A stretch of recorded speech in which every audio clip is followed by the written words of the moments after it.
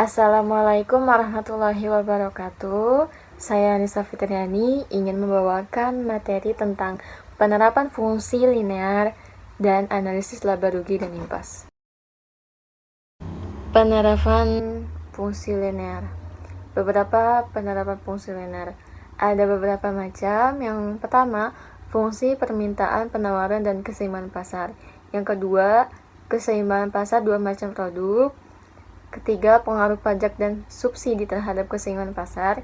Yang keempat, fungsi biaya penerimaan atau revenue, analisis laba, dan analisis peluang pokok.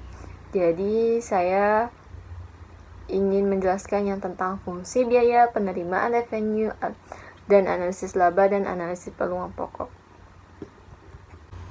Yang pertama itu fungsi penerimaan. Menghitung penerimaan atau revenue.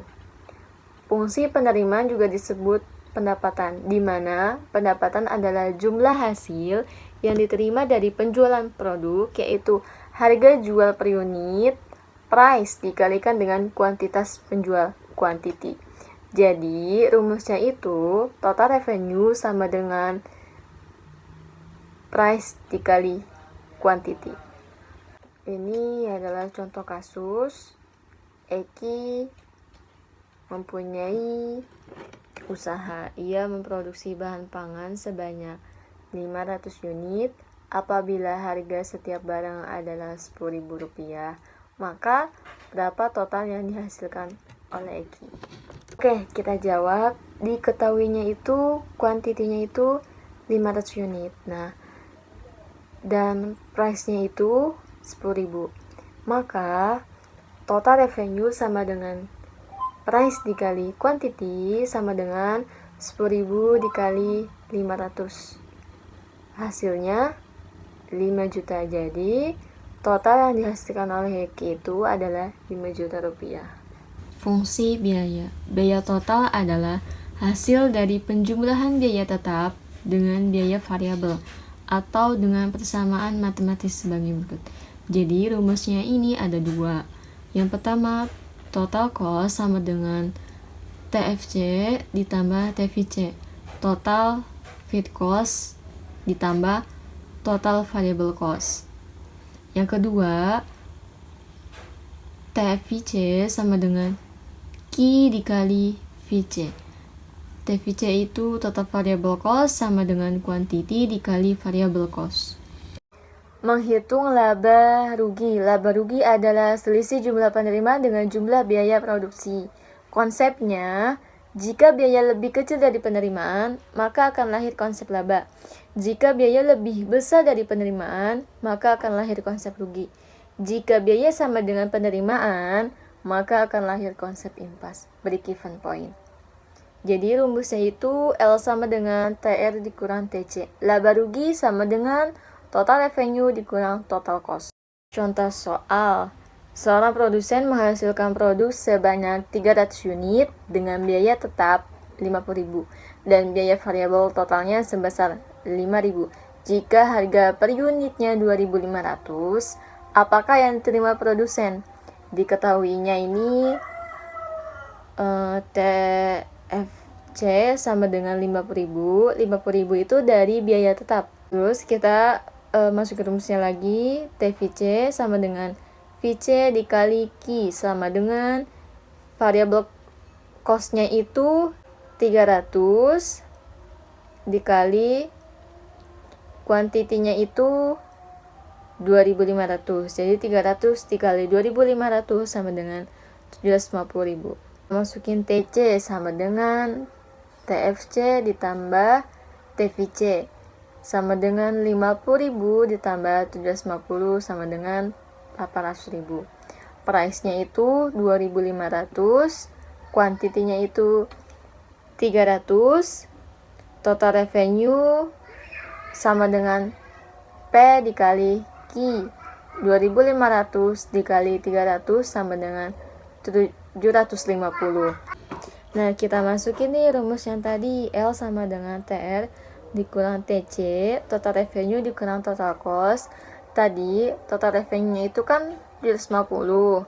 Nah, total cost-nya itu 800, jadi 750 dikurang 800. sama dengan min 50.000. Jadi produsen ini mengalami kerugian sebesar 50.000. Titik pulang pokok break even point. BEP merupakan suatu analis dalam manajemen keuangan bertujuan untuk menemukan satu titik impas baik dalam unit rupiah yang menunjukkan biaya sama dengan pendapatan. Rumus titik pulang pokok dan break even point. Titik pulang itu P sama dengan total revenue dikurang total cost. BIP total cost sama dengan fixed cost ditambah variable cost. Titik pulang pokok. Jika biaya total perusahaan bersamanya TC sama dengan 20.000 ditambah 100 Ki dan penerimaan totalnya TR sama dengan 200 Ki. Pada tingkat produksi, berapa unit perusahaan pulang pokok? Apa yang terjadi jika ia produksi sebanyak 300 unit? Rumusnya P sama dengan total revenue dikurang total cost. TS sama dengan TC, 200 Ki sama dengan 20.000 ditambah 100 Ki. Diturunin 100 Ki sama dengan 20.000. Jadi 20.000 dibagi 100 sama dengan 200. Jika Ki-nya 300, maka TR sama dengan 200 Ki. 200 dalam kurung 300, 200 kali 300 sama dengan 60.000. TC-nya 20.000 ditambah 100 Ki. Kayak soal yang di atas. TC 20.000 ditambah 100, Ki-nya itu 300 dimasukin. 100 dikali 300 itu 30.000. Jadi 20.000 ditambah 30.000 sama dengan 50.000. Untungannya P sama dengan TR dikurang TC, 60.000 dikurang 50.000 sama dengan 10.000. Keuntungan di atas itu adalah 10.000. Break even point. Ini contohnya dari break even point. Sebuah perusahaan diketahui memiliki data biaya variabel sebesar 20.000 dan biaya tetapnya 6 juta per bulan.